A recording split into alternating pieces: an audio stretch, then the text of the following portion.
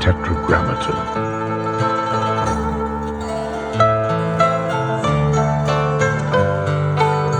Tetragrammaton. Tetragrammaton. Tetragrammaton. For the title, it actually came last. Really? Yes. Sometimes I hear people have the title first and then write the whole entire book. But I didn't know what it was going to be when I first started writing the book. It was more of a transmission. So the naming was at the very, very end. And that was kind of the cherry on top. And I wrote the book, I had the idea of what it would be, but no title could encapsulate what it was. And so I kind of wrote out maybe a couple of different titles, and I didn't like any of them. They were too self-helpy, too cheesy, too salesy. And I think I went on a walk or something like that, or I was showering, which is the typical story. And then it just hit me out of nowhere. Don't believe everything you think. And that was it. There was no weighing it, comparing it. It was just when you know, you know. Yeah, when I saw the title, it motivated me to want to see what was inside. That's beautiful. That's what motivated me too. I wonder. And I was just so curious. So it's jarring but gentle Hmm. when you hear the title in that way. It's challenging in a way, but in a good way. Oh yeah. And I think that's what life does. It essentially meets us where we are and stretches us just a little bit. Hmm.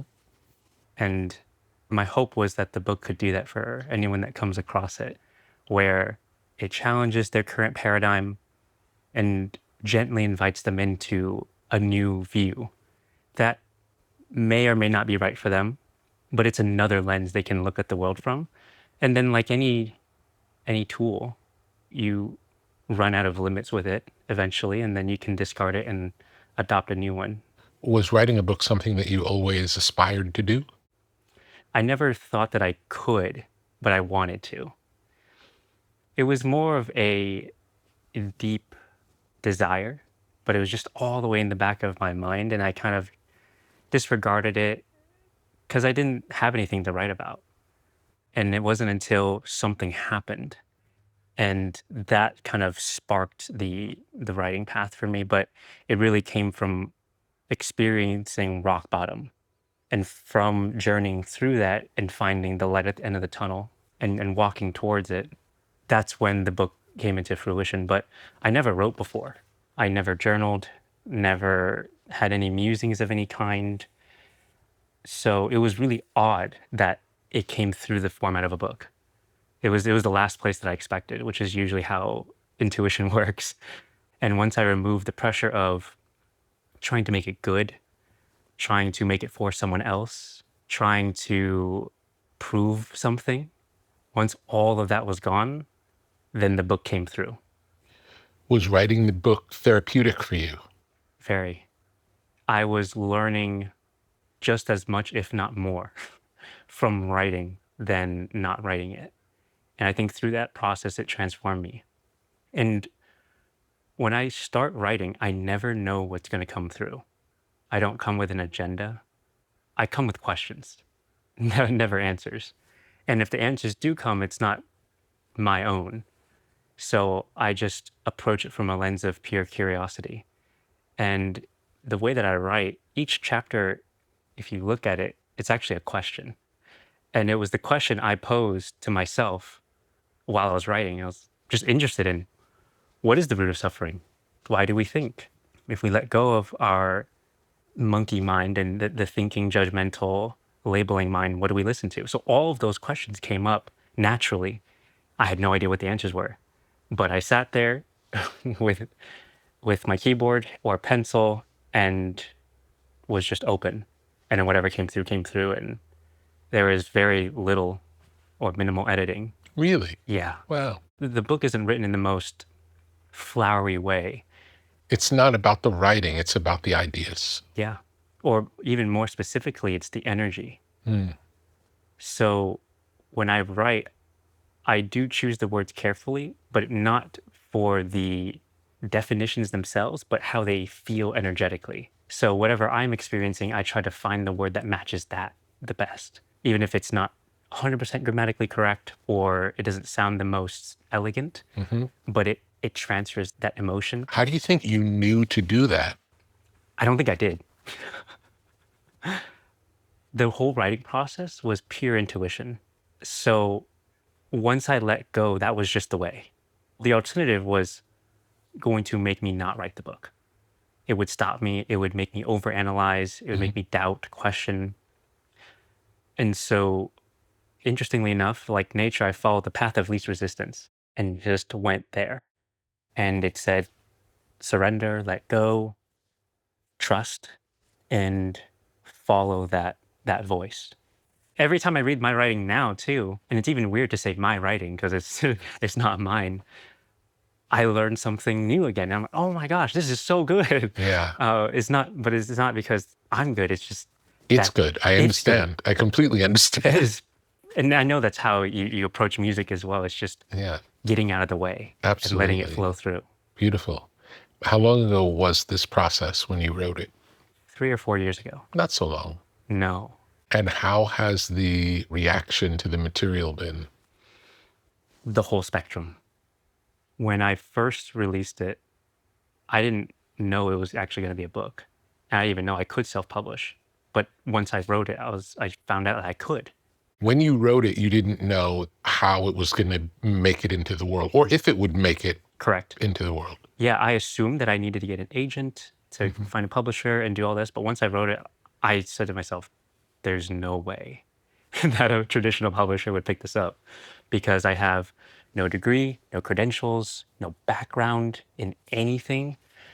There Not was no, knowing how it was going to come out, what was driving you to do the work? Because it's hard work. it was hard and then it wasn't. It's really odd. I think the mind or the ego wanted to make it hard, Hmm. but the heart knew that it was simple. So it's so odd to experience both dualities simultaneously. So the driving force behind it, I think it was just pure love and curiosity.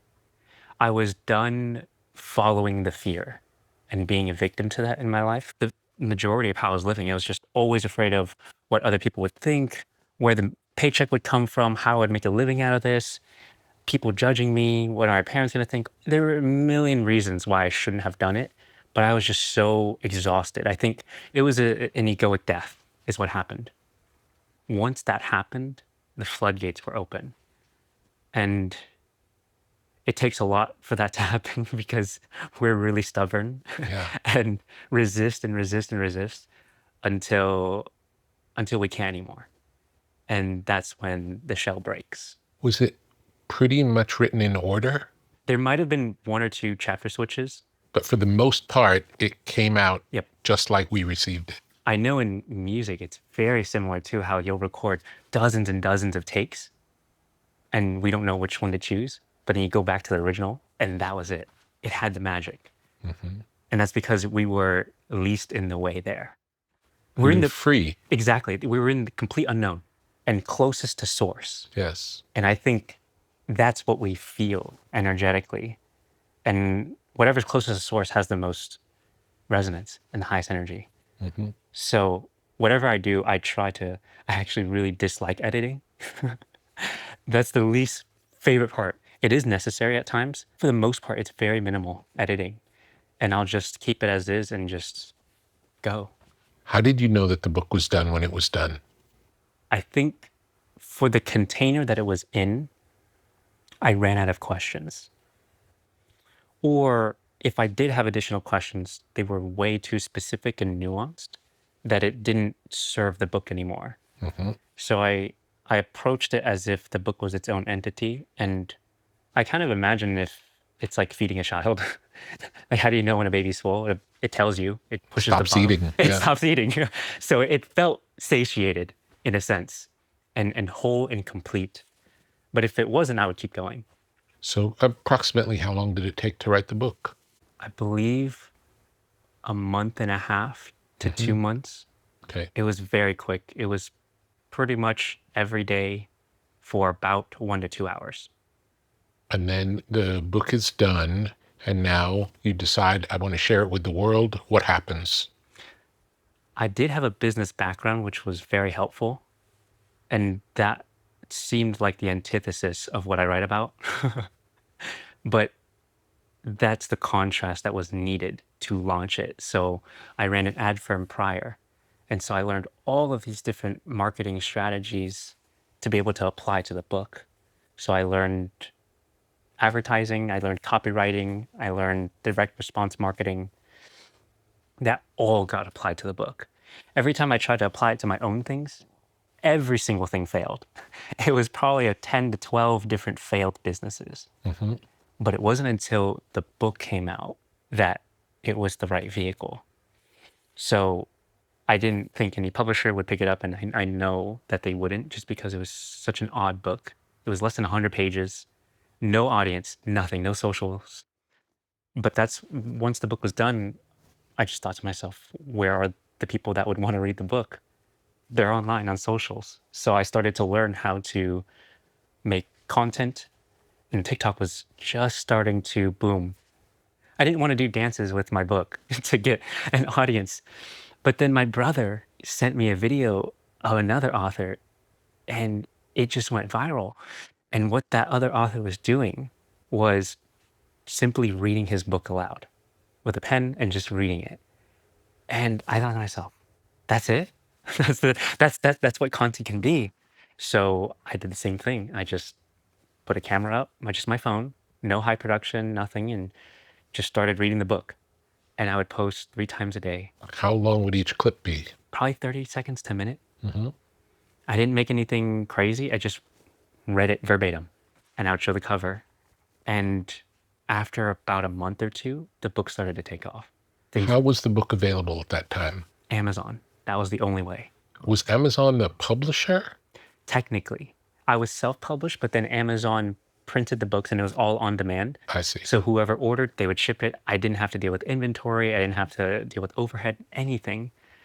And so they would just send me whatever royalties it was 3 months later, and that was it. And without that, the book wouldn't exist. Hmm. So as much as a lot of us don't like big corporate and things like that, it has really helped my own career and millions of other books that are now able to be self-published because of technology. And Have you met anyone else who published that way? there's a lot, yes. Really? Lots of fantasy and fiction authors that are now big did start self-publishing first. Now I do have a publisher, but to start I didn't need one, and I could have gone on my own as well and still stayed. But I wanted to share the book with more people and bookstores and things like that, and so we have a nice deal there.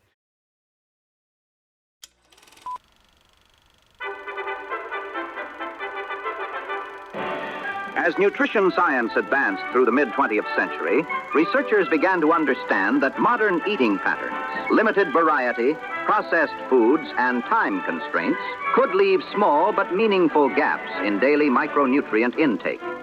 Today, large population studies confirm that approximately 90% of adults fall short on one or more essential vitamins or minerals.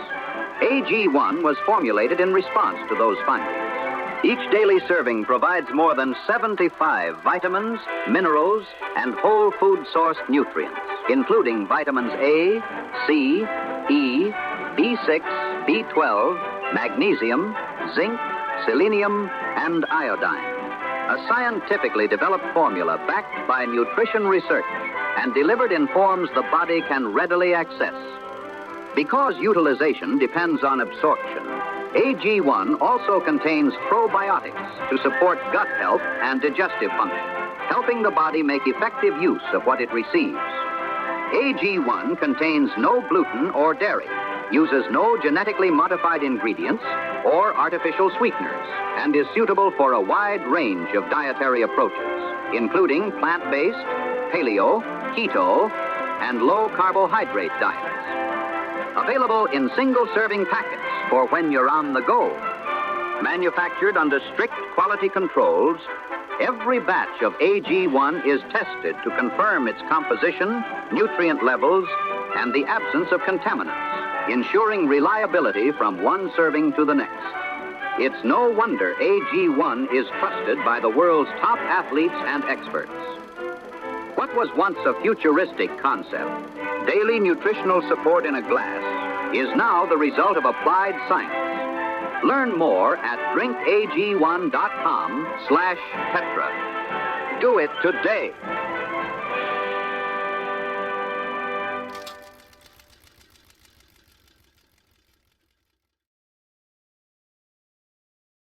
From releasing the book as a self-published book on Amazon, draw me the timeline of what happens next. So release was March 2022. By the second or third month, it was selling 10,000 copies a month. Wow. I'm so fortunate because most books never sell more than 250 copies in their lifetime. And it's crazy because all my life I was going into business to try to make money and make ends meet. The last thing I should have done was gone into publishing because that's where you make the least amount of money. Yeah. Yet that's where all the abundance comes from now. So it's, again, that's intuition. It's so counterintuitive. But there's no way I could have known unless I just made the leap. So selling 10,000 copies, then by month 6 or 7, it was probably 20, 30,000 copies Wow. a month. And that was all happening just from your posts and the Influencers. There's so many different niches now. People post about anything and everything. So there's an audience for anything. So all I had to do was just find the people that had those audiences and talk to them because they wanted to read interesting books anyway. And they probably wouldn't, they're only reading the greats. So this was a chance for them to go to the opposite end of the spectrum and read something that they probably would never have read. So those two, I did do advertising. So Amazon advertising, I learned how to do that myself. Tell me about that. How does that work?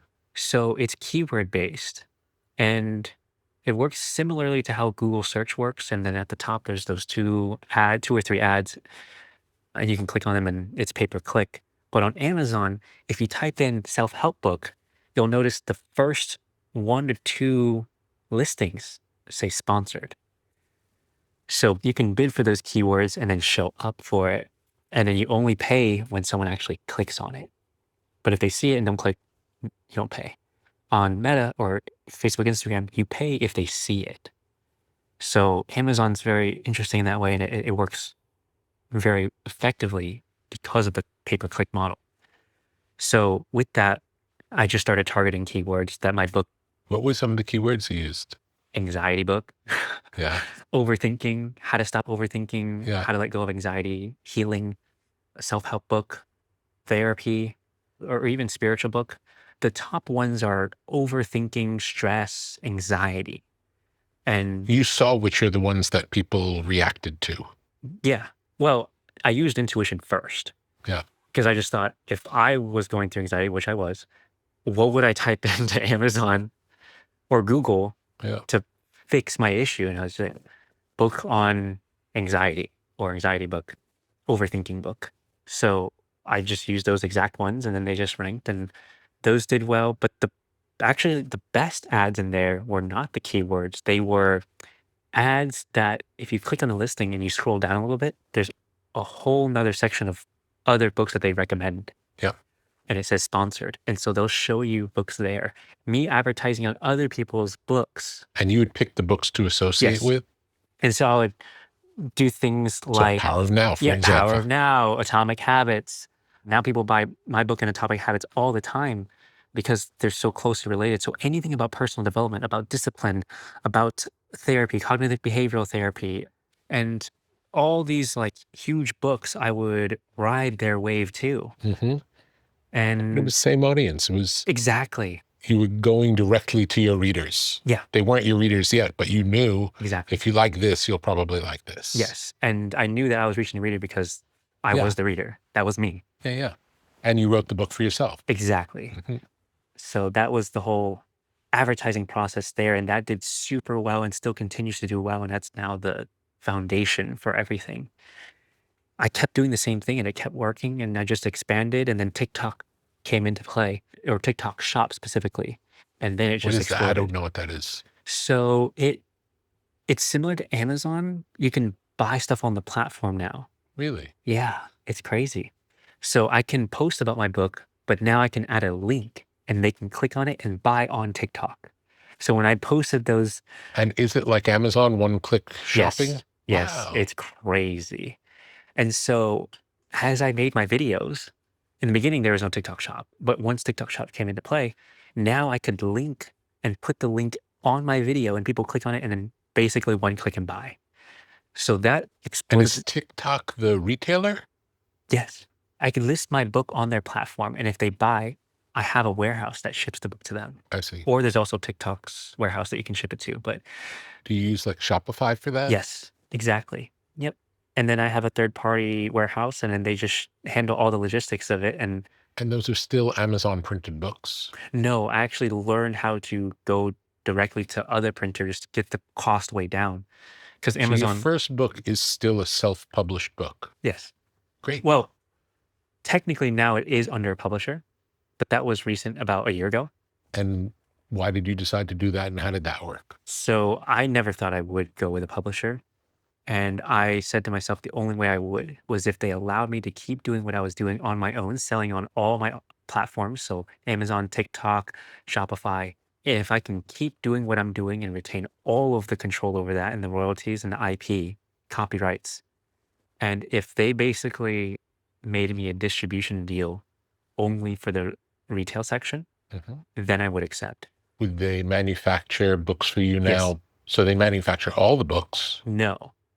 So it's, So there's two different versions of the Yes. books. Yes. There's the self-published and the Yes. pro-published. yes, exactly. Cool. Do they look different? They do, because the pro version is a hardcover and it's linen and it says expanded edition on it and it's beautiful. I've seen it in a bookstore and Oh, it looks amazing. beautiful. Yeah, actually, many thanks to your book, I got a lot of inspiration from it, and the linen cover Oh, nice. was where that came about. I wanted Beautiful. something different, Yeah.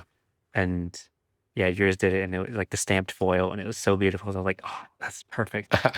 So it was definitely an ode to you, Thank you. and so now our books are like there Beautiful. in bookstores, which is so amazing.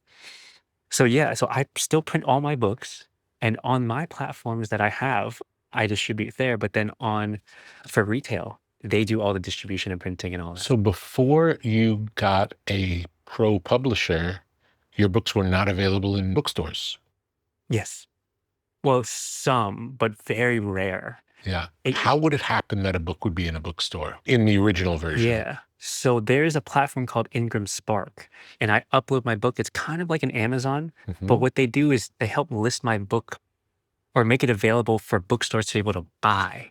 So they'll handle all the printing and shipping and all that, and then it goes to all the bookstores that order. And that's how they would house a lot of the books. And then they would just send me the royalties whenever someone purchases those. So that's how it was working. It was working really well as Yeah. well. Yeah, like just random bookstores would pick it up, indie bookstores, Great. people who have like spiritual bookshops too. It's amazing. Like I walked into a float tank place and they had my book there. Yeah.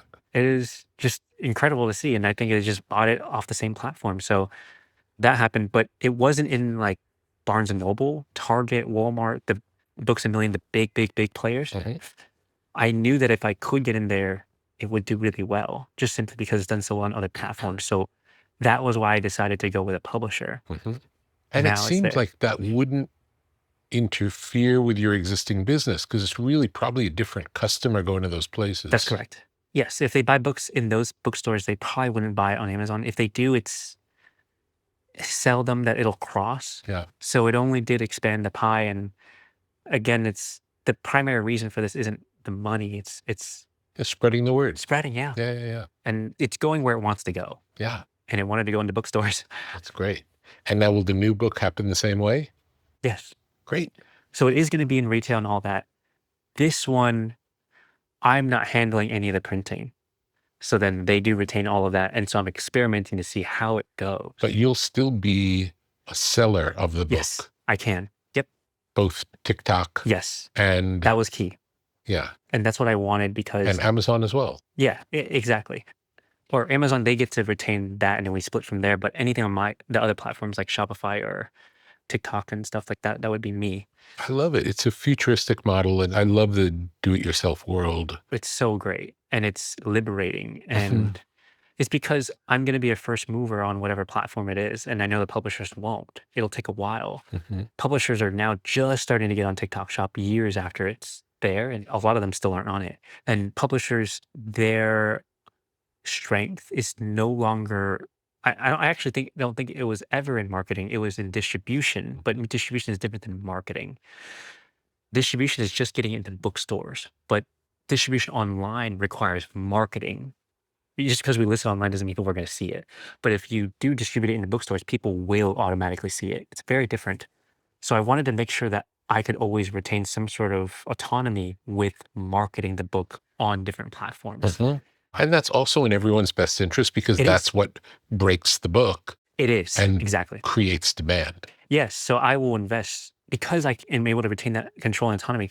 I can invest so much more money into it because I know that I'm going to get the return, and then of course that's going to bring people to Amazon and bookstores and all that. So it's a rising tide that lifts all ships. Mhm. Most publishers aren't really willing to do that, and it's mostly because they're a little bit antiquated in the model, but Yeah. also because most authors do not have that multifaceted skill set. They usually just want to write and that's it. Yeah. But I have this weird knack that I like doing the business part of And it. you published independently and had the success on your own without a publisher. So Yeah. you proved your value as a publisher as well. Yes. So now it's dual publishing. Yeah. And now they're Good for everybody. doing amazing. And I love the publisher I'm with Authors Equity, and they're super collaborative. And I was only going to work with a publisher if they allowed me to essentially have creative control. Yeah. Because I didn't know this until I got into the industry. Authors do not have final say.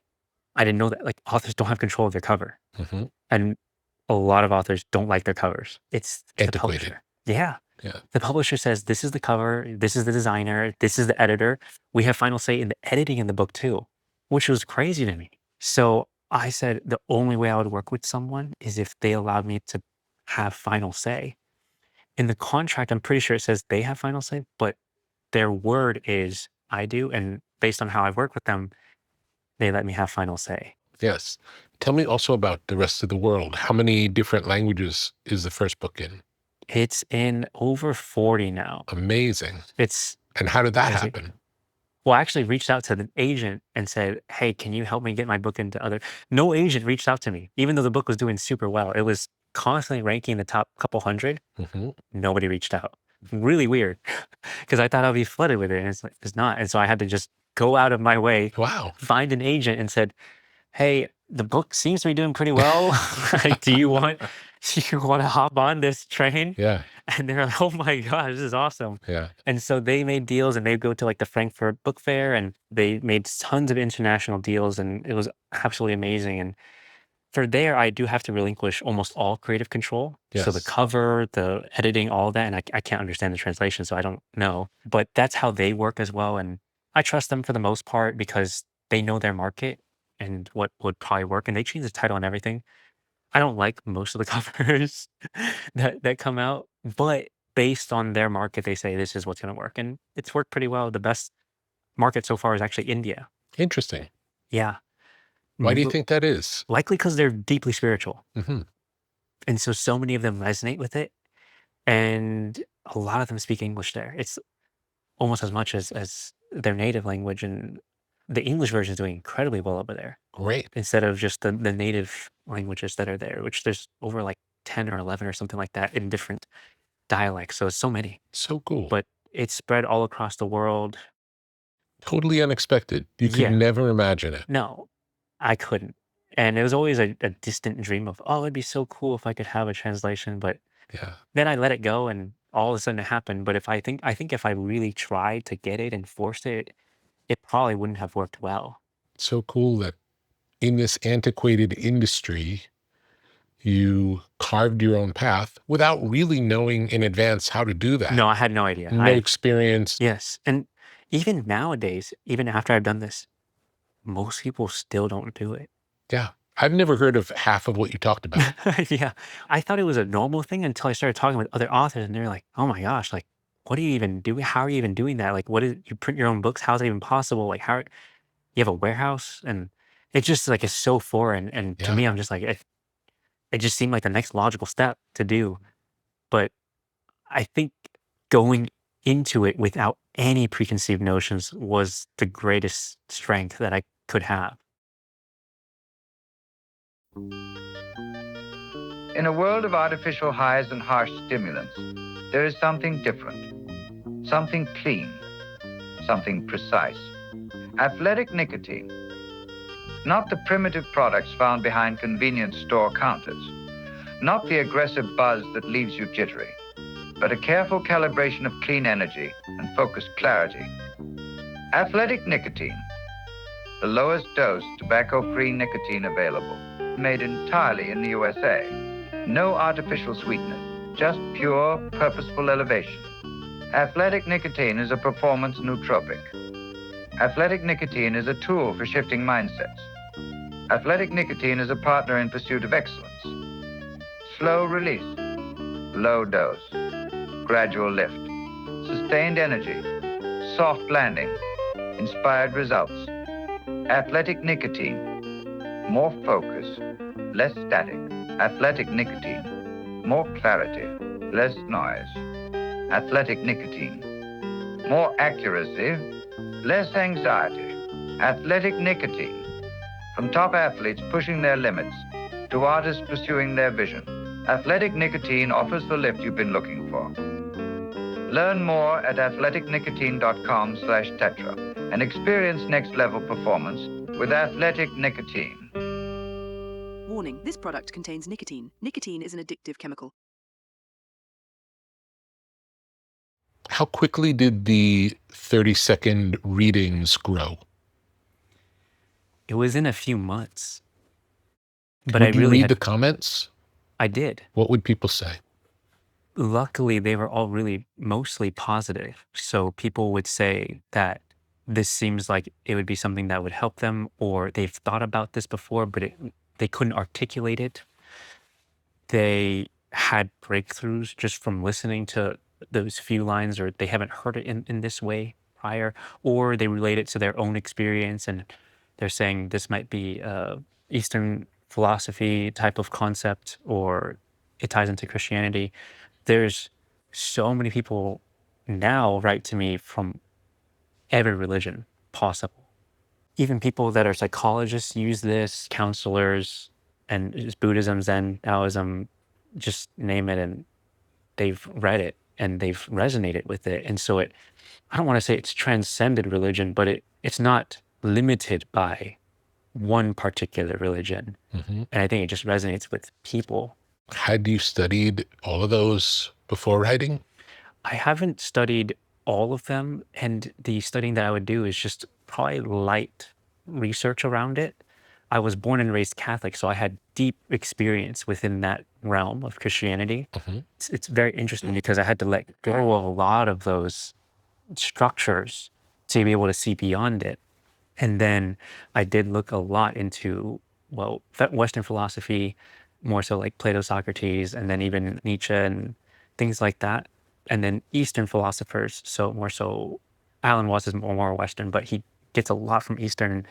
He was a brilliant, I would say, harmonizer of the two worlds. Mm-hmm. And that's what I attempt to do. Buddhism is a massive influence on it as well. Zen, Taoism. And you weren't researching those for the book. No. You were researching those for your life. That's correct. Yeah. For the book, I actually didn't research any of it. So I have this process that I will ingest information. There's seasons. So there is a season for just intentional consumption of whatever I'm interested in, not passive, and it just is bombarding me. That usually doesn't do well or go anywhere. And then I become a victim to the whole economic machine. But through intentional consumption, probably very similar to how you listen to music, that's what I do. And then when I start writing, I go on what I call an information diet. So I eliminate everything and just write. I don't look at all these other references, books, and all these studies, because when I do it, if I'm reading something and I'm writing, I write like what I'm reading. Uh-huh. So I go through that pause period. Most of the time, I am actually in that information diet. It's probably 5 to 10% of my life that I do some sort of consumption. Other than posting 30-second clips? Did you do anything else? I did reach out to a myriad of different book influencers that reviewed nonfiction books. Mhm. So it was just people that loved reading nonfiction and would just share it. They would highlight the book and write their own notes on it. And I just saw that seems like a great way to share the book. And so I sent them the book. I would pay them whatever that they asked for. And I didn't know if it was going to work. I just assumed it would because I see that their accounts are doing really well. Mhm. It's the same principle of where are the eyeballs. So you paid them to read the book?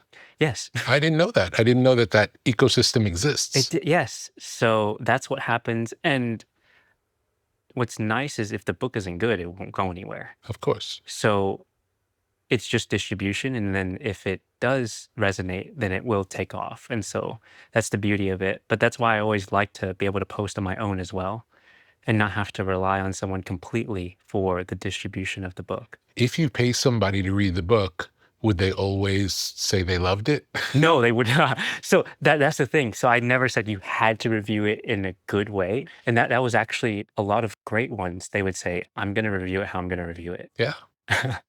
Most of them did have great reviews of it. Some did not and outlined why they didn't like it. And that was totally okay too. Not everything is for everybody. Exactly.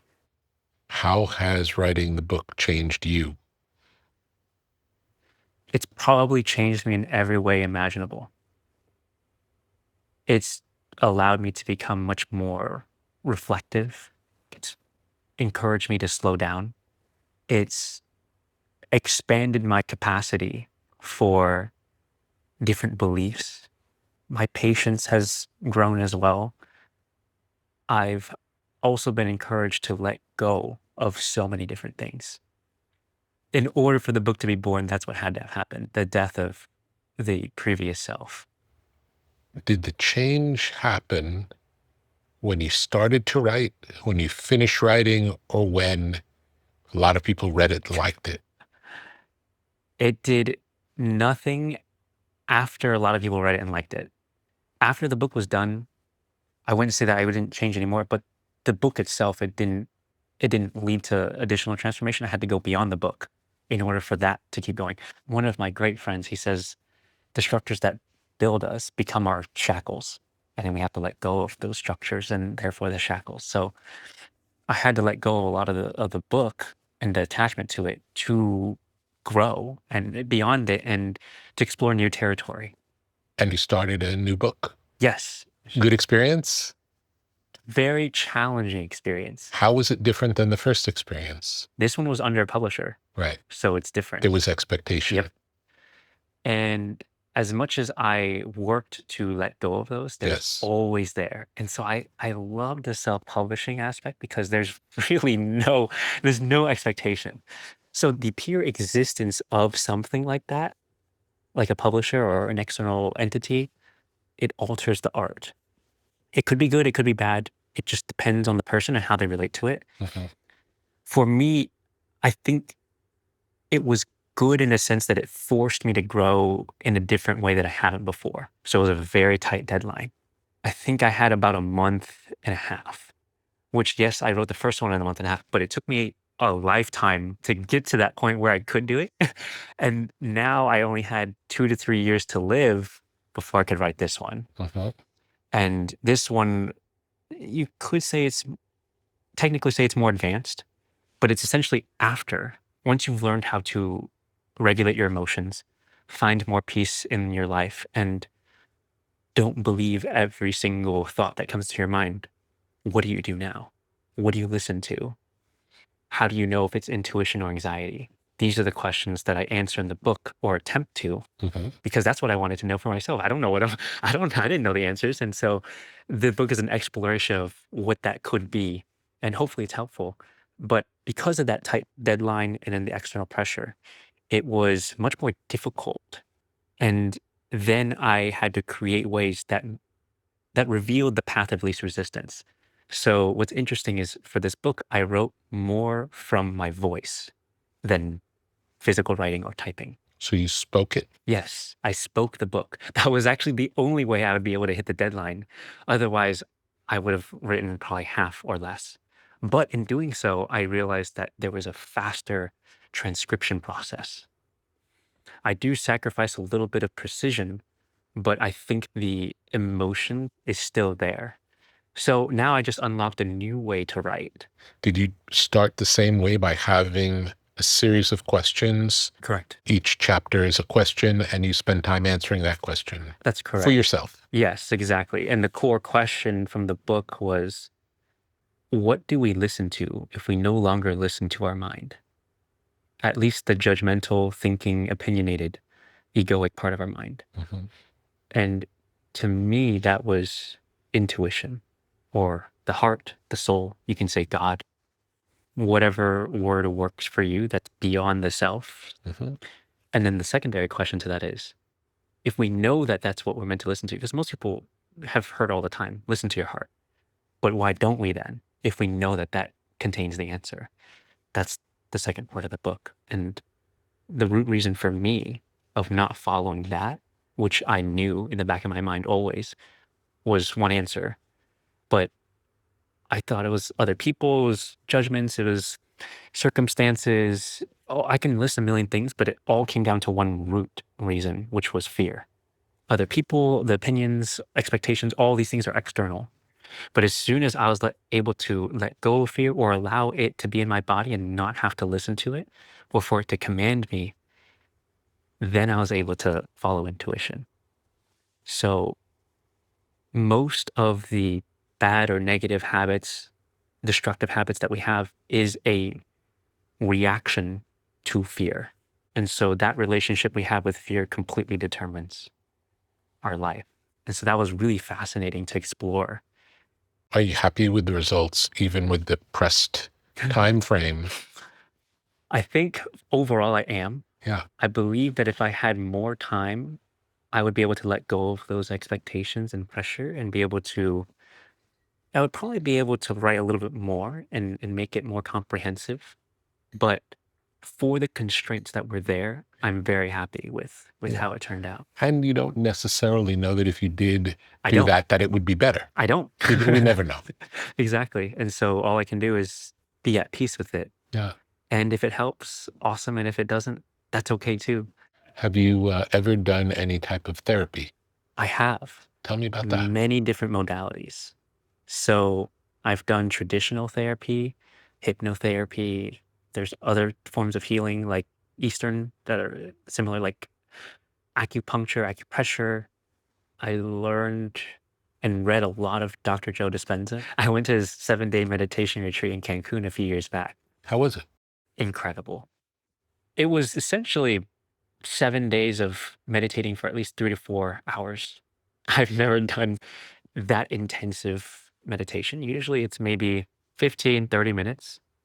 And it was really amazing to see other people, just being in a room with other people also doing that type of work was very powerful. When did you first learn to meditate? It was after I read Eckhart Tolle's Power of Now. That was the first spiritual book that I ever read. Beautiful book. Amazing. When I read it, I did not understand it. Mhm. But something deeper in me said, this is the path. But the ego is like, what do you do in life once you let go of all this? It just, why wouldn't I just go in the middle of the mountains in a dark cave and just become a monk and just meditate all day? But it took years after that to truly understand what it meant and to embody it and to live it. So I started meditating likely, it's got to be probably about 5 to 6 years ago. So it's very, very recent. And it's not as intense as a lot of people might assume. I'm not doing it to a very, very high degree. I do it for what works for me. Mhm. Well, I struggled a lot with meditation because while I was meditating for about the 15, 30 minutes, pure bliss. I think most people can find a little bit more peace if they do that. Mhm.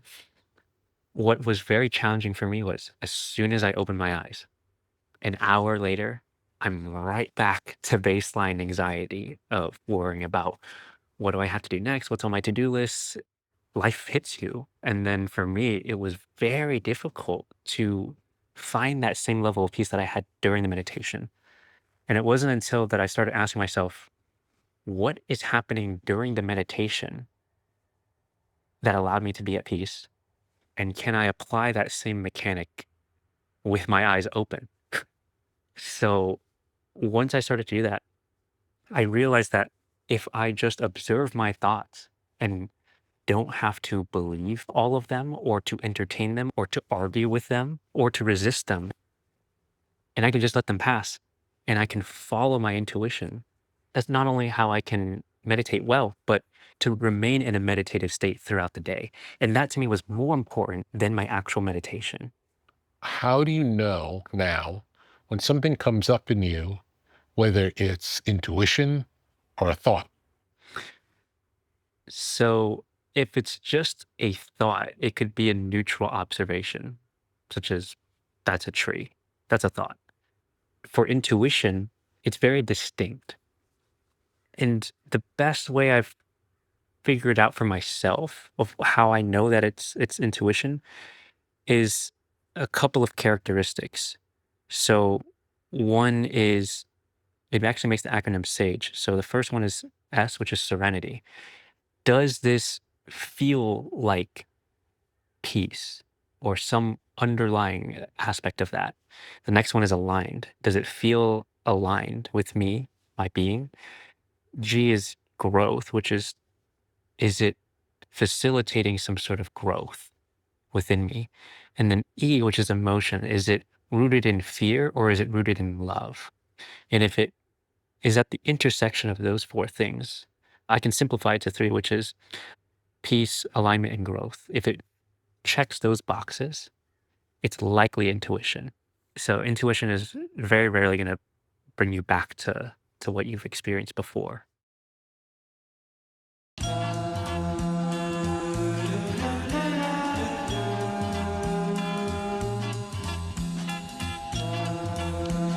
LMNT, element electrolytes.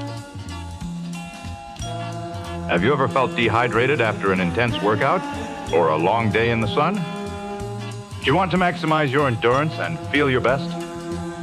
Add element electrolytes to your daily routine. Perform better and sleep deeper. Improve your cognitive function. Experience an increase in steady energy with fewer headaches and fewer muscle cramps. Element electrolytes. Drink it in the sauna. Refreshing flavors include grapefruit, citrus, watermelon, and chocolate salt. Formulated with the perfect balance of sodium, potassium, and magnesium to keep you hydrated and energized throughout the day. These minerals help conduct the electricity that powers your nervous system so you can perform at your very best. Element electrolytes are sugar-free, keto-friendly, and great tasting. Minerals are the stuff of life. So visit drinklmnt.com/tetra and stay salty with Element Electrolytes. LMNT.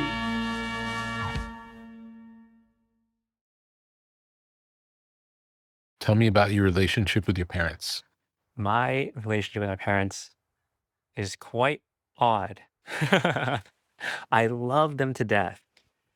And there are so many, a range of emotions with them. Growing up deeply Catholic, they spend almost all their free time at church, volunteering, teaching. My dad was servicing youth group for a decade plus. He was the only one that would do it. No one else could do it. I asked him one day, I was like, you've been doing youth group for so long. Everyone loves you there. And like, it seems like you're thriving there. I'm like, how do you like it? He's like, I don't like it that much. He's like, I'm just doing it because no one else will do it. So my dad is an interesting figure in that way. His ultimate virtue is sacrifice, Mhm. even if he doesn't like doing the thing. And that almost goes antithesis to how I operate or we would operate, which is we gotta like the thing that we're doing. We're not gonna do it just because it may help someone else at the cost of our own peace and happiness. Yeah. But my dad, It's not sustainable. yeah, it's not. And I see that he's stressed a lot, right? And bless his heart, but I just can't live like that. And I admire him for doing that. And so, one of the highest forms of love in this type of complex relationship is to allow other people to suffer, which sounds it doesn't sound good. No, but it's their choice. It is. And I want to honor that Of course. rather than try to take it away or get rid of it. Or that you know better than him Yeah. how to live his life. I don't know. It's insane. Yeah. So I had a very difficult relationship with them when I was trying to do that, saying, you don't have to suffer. Like, why are you doing this to yourself? But that just created a chasm between us where we could never see eye to eye or connect. But as soon as I let that go of needing to change them or trying to help them, oddly enough, the closer we got. And my mom and dad still want me to go back to the Catholic Church and practice that as the sole religion. And I asked my dad one day, because he does this interesting thing where he'll just say, one of the first things, if I see him after not seeing him for a few weeks, he'll be like, I got about 15 years left. I'm like, that's great, Dad. What a way to open a conversation. Yeah. But he's like, I'm trying to make the most of every day. I'm like, that's great. But what you speak may come true. So, be careful about that. Yeah. So I asked my dad one day, as I was just trying to connect more with him, I was like, Dad, if you're saying you're going to leave soon, what's like the last thing you would want me to do? Like, what is that thing that I could do for you that you'd be like, yeah, my life is like complete. It is done. I can go. And he said, I just want my son to come back to the church. It's beautiful. And I It's was like, beautiful that he's got such strong faith. yes. And he wants to share that with me. Beautiful. And so all the emotions came up Yeah. from that, which I was like, oh my gosh, he is saying that that's his last dying wish. And if I don't fulfill it, I mean, he'll definitely be sad, right? But not like his whole life is ruined. No. But he is saying that it would be absolutely wonderful and it would make his life feel more complete if Yeah. that were the case. So there is, of course, a little sense of guilt there coming up where I do want to do that for him, but I won't sacrifice what my beliefs are Yeah. for his beliefs. But I think him and I, just hearing him say that was a bonding moment in and of itself, even if I could not fulfill it. For sure. So I think that's where my parents and I are now, which is we're closer than ever, even closer than when I was part of the church. But even though we're not practicing the exact same religion or same spiritual kind of philosophies, we can still honor what we're doing individually. During the time that you were trying different things, different therapies, when you were a seeker, what things did you come across that you found most helpful? The way that you phrased the question is very interesting because you said when you were a seeker. Yeah. You continue to be? Well, I don't know if I would identify as a seeker. Okay. I guess you could label it as that. I think when I was looking for the answer most intensively, the answers eluded me more. That made it more frustrating because I was doing all the things. I was meditating every day. I was reading books. I was going to the retreats. I even went vegan for a while. I was doing acupuncture and learning different modalities. And I was doing so much and it felt like I wasn't making progress. And I felt stuck. And it was weird because as soon as I stopped seeking, the answer came. Mhm. I think it was because I was open. It also sounds like the reason you would stop seeking would be that on some level you must have given up. Yes, I did. Yes, I did because all the modalities. Nothing didn't work. worked. Yes. So then in giving up, it created the space to allow the thing to happen. That's exactly it. Without space, nothing new can come in. Mm. And I was so busy trying to fill that internal void up with all these things, even if they were good things. Mhm. There was just no space for insight, no space for healing. Even though I was doing all the healing practices, it didn't allow it to work. It's really hard to force the body to heal, but we get in the way a lot of the time. If we keep poking at the bruise, it'll just stay there. But if we stop poking it or a cut or anything like that, it heals It'll on its heal. own. Yeah. Yeah. So now I don't know if I would identify as a seeker. I think I would identify more as a surrenderer I gave up seeking too, which is counterintuitive. Yeah. And that paradoxically allows me to experience more and find more and discover more in life. The curiosity is still there, but it's very, very open. Mhm. In terms of what helped most with all the modalities that I tried, I believe meditating is likely the one that had the biggest impact. Therapy was nice and it's not bad, but for me, what happened was I was just rehashing the past over and over and over again. And I couldn't break through. And it made me feel worse because I was just bringing up all these emotions again. So in meditation, I learned how to observe without attachment and without labeling it, without judging it, without resisting it, without wishing it were different. And through that process of surrender, that's what allowed me to be free and to heal finally. During the process of writing, do you have anyone that you would show any of your work to as it's happening, or not until it's finished? Yeah, I actually don't show anyone until it's done. The whole book. Yeah. Well, this last book was different and we had to go on such a quick timeline that I was basically sending chapter by chapter. Mhm. But my preferred and general writing method is completing the full draft, editing it myself as if I were the sole editor, Yes. not delegating that part because the editing is still part of the art. Mhm. And then once I feel like I've taken it as far as I could, then I'll pass it to an editor. It's funny because my first book, I edited it myself, and then I had someone on Fiverr because I didn't know what I was doing. I just had someone on Fiverr edit the book for a few $100, and that was kind of it. They didn't add too much. They would point out certain things, but it was pretty much edited by just me.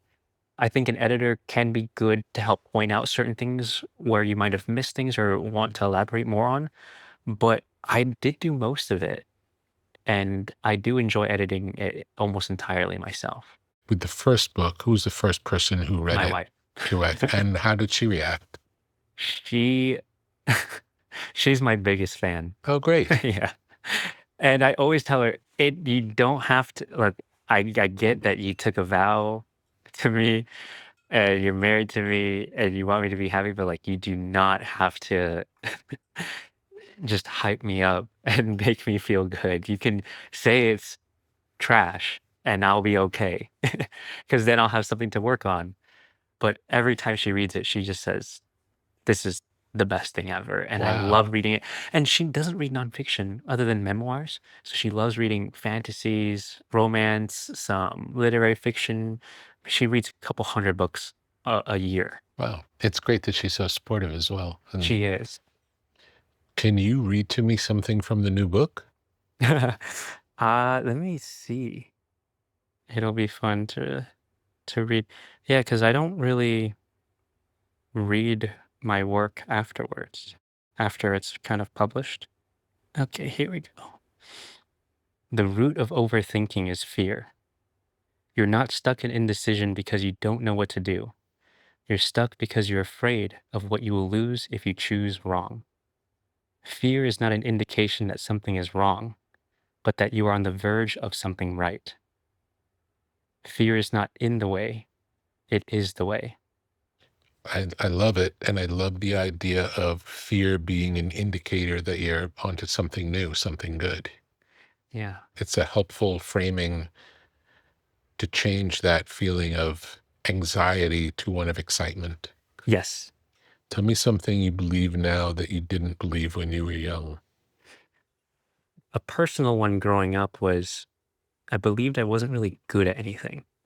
I was decent at most things, slightly better than average than most people at whatever I did do, but never the top. So because of that, I did hold a belief of I was just going to be pretty average person at whatever I put my mind to. And even in business, I was also incredibly average, fascinatingly average for how much effort I put into it. And it wasn't so much that I changed my belief around it. I just let go of wanting to be good. And then everything changed, and then the book was written, and now people may regard it as good. I still don't really have a particular judgment of whether it's good or bad. That's not really my role or authority to say that it is, but holding the inverse belief was quite damaging. Hmm. And then a more universal thing I used to believe that I no longer do is more so believing that I needed to understand everything intellectually and to have an opinion or judgment on everything. So even if it's just a thought of walking through and, oh, it's really hot outside, totally unnecessary. Yeah. Like my own judgment of the temperature created unnecessary suffering when it's objectively 82 degrees or 90 degrees, whatever it is. But the story around it, my judgment of it, creates all of that internal turmoil. And I didn't understand that I could just not do that. Yeah. I mean, nobody told me that. I didn't have to think about everything. I didn't have to judge everything or make a conclusion in some way. Decide. Yeah. And nowadays, it's particularly difficult because people say, oh, if you're not with us, you're against us. What if I'm just neutral? Yeah. And that is also seen as an enemy now. Hmm. So it's very interesting to see how the landscape of politics has changed. But I think being neutral or balanced is likely a more harmonic way to live rather than too much on one side. And I'll still flip every now and then as I learn new things and all Yeah, that. of course. I change my mind all the time. Of course. I actually change my beliefs all the time. Yeah. So what I believed a year ago, I don't believe anymore. Everything is questionable. And I do my best to do that. And so if it's what is useful may not always be. And so I do my best to discard what no longer is true, even if it gave me what I have now. That's really wise. That's beautifully stated. Appreciate it. Really helpful. Yeah, it's Really helpful. and I only learned by getting beat down so many times.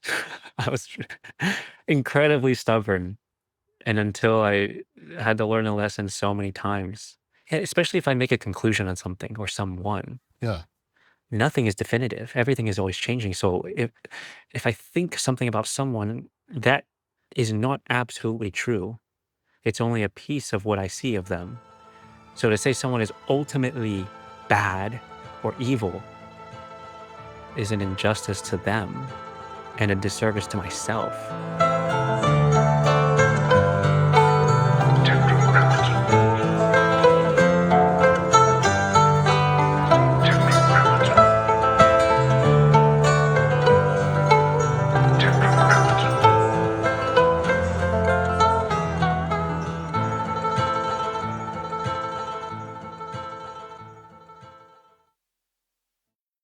Tetragrammaton is a podcast.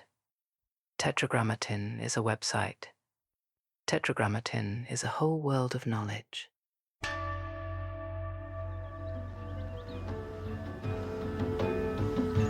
What may fall within the sphere of Tetragrammaton? Counterculture? Tetragrammaton. Sacred geometry? Tetragrammaton. The avant-garde? Tetragrammaton. Generative art? Tetragrammaton. The tarot? Tetragrammaton. Out-of-print music? Tetragrammaton. Biodynamics? Tetragrammaton. Graphic design? Tetragrammaton. Mythology and magic? Tetragrammaton. Obscure film? Tetragrammaton. Beach culture? Tetragrammaton. Esoteric lectures? Tetragrammaton. Off-the-grid living? Tetragrammaton. Alt spirituality? Tetragrammaton. The canon of fine objects? Tetragrammaton. Muscle cars? Tetragrammaton. Ancient wisdom for a new age. Upon entering, experience the artwork of the day. Take a breath and see where you are drawn.